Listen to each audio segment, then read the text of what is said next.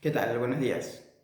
Freud nos proponía que el psicoanálisis era una ciencia que tenía una dificultad de ser estudiada, a diferencia, por ejemplo, de la medicina, porque en la medicina uno podría hacer una residencia en la cual un instructor explique y enseñe, bueno, en qué consisten los signos y síntomas que ese paciente tiene allí en la camilla y bueno, se hará una semiología, se puede hacer un estudio y una transmisión de la medicina habiendo más de dos presentes, es decir, el enfermo, el médico y quien viene a aprender.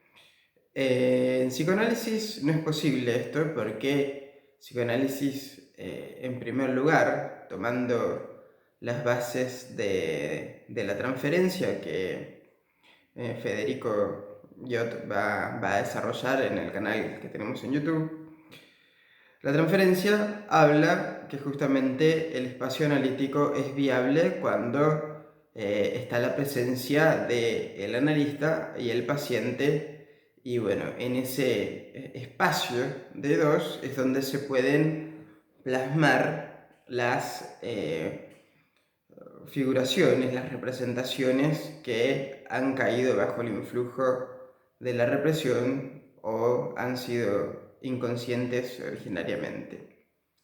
Entonces, ¿qué es lo que proponía Freud para que los analistas o los estudiantes de psicoanálisis podamos nutrirnos de estas figuraciones que, bueno, no podíamos estudiar dentro del espacio analítico propio, como explicábamos recién, como lo haría un médico?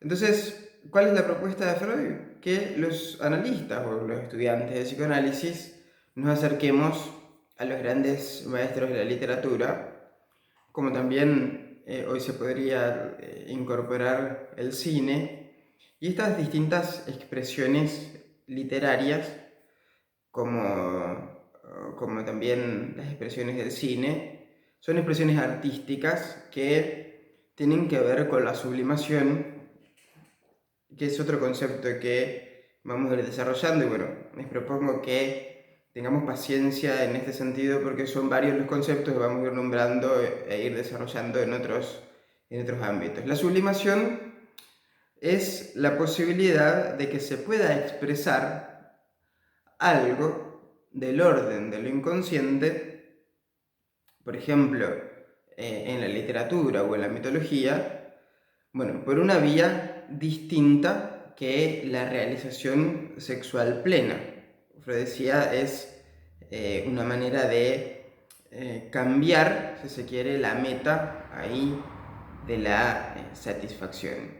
¿Sí? Entonces, ¿qué nos encontramos con la sublimación? Y nos encontramos con las grandes obras del arte, de la mitología, que han poblado la naturaleza humana desde que sabemos hablar o al menos desde que sabemos escribir. Esto lleva muchísimos años de existencia, por eso es que hay una frase de Lacan que dice que el inconsciente siempre existió. Bueno, hizo falta la presencia de un Sigmund Freud para sancionar la existencia de este inconsciente, porque bueno, la cultura ya venía haciendo expresión de que estas mociones que habían quedado en el campo de la literatura, de la mitología, tenían que ver con lo más estricto de la naturaleza humana. Entonces, Freud nos propone que tengamos en cuenta estos mitos, estas tragedias. Él ha nombrado a los griegos en muchas ocasiones, no solo en el caso de la tragedia de Edipo o el mito de Narciso, sino que también se encuentra en el más allá del principio del placer, la presencia tanto de Tánatos como del Eros, la importancia siempre de estas cuestiones que tienen que ver con lo inconsciente que en otra hora fue lo mitológico, bueno, nos encontramos que hoy por hoy lo inconsciente sigue mitologizando. Esto también se relaciona puntualmente con el mito individual, como decía Lacan, de cada uno de los neuróticos. Porque cada cual que va a un analista pone en juego su propia mitología. Es por esto que Freud plantea la existencia de una realidad psíquica que no va a ser la misma que la realidad material, por así decir, la realidad incluso policial, le podríamos decir. ¿Qué quiero decir con esto?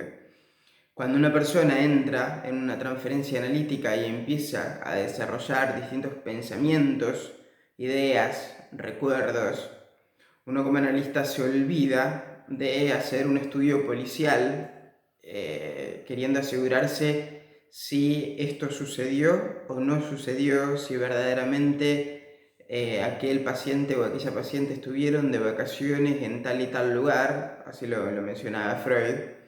Entonces uno se deja llevar por el mito, que es la construcción que una persona puede hacer de la realidad que lo rodea.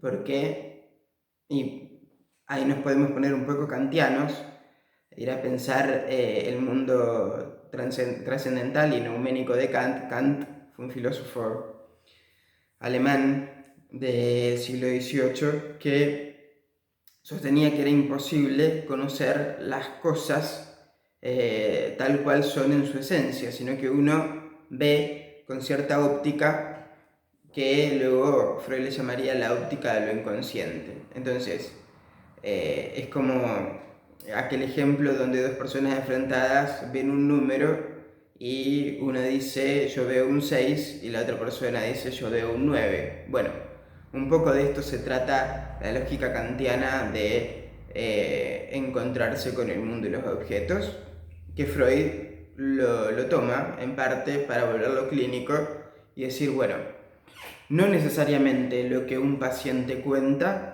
es la cosa en sí, sino que puede ser una lectura que se hace de esta cosa que contiene la historia personal a través de ciertas representaciones que le han dado forma a la subjetividad.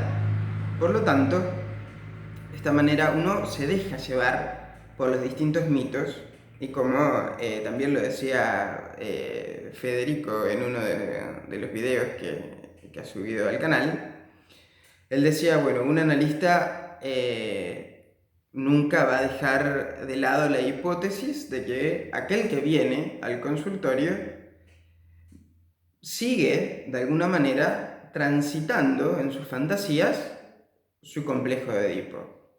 Entonces, el complejo de Edipo es uno de los grandes mitos individuales y que tiene tantos recorridos y tantas historias como personas que existen. Es decir, cada uno va a contar lo que recuerda de esta relación con los padres y lo más importante, lo que uno supone que ese otro, Lacan le llamaba el gran otro, espera que se realice. Y ahí es donde entramos en el campo de la neurosis, porque quien viene a consultar a un analista podría saber o no qué es lo que se espera de él, pero él ya ha construido un mito de quién tiene que ser. Es decir, no sé, tendrá que ser Perseo derrotando a la Medusa o Hércules realizando los 12 trabajos. Bueno, vieron cómo los mitos siguen estando presentes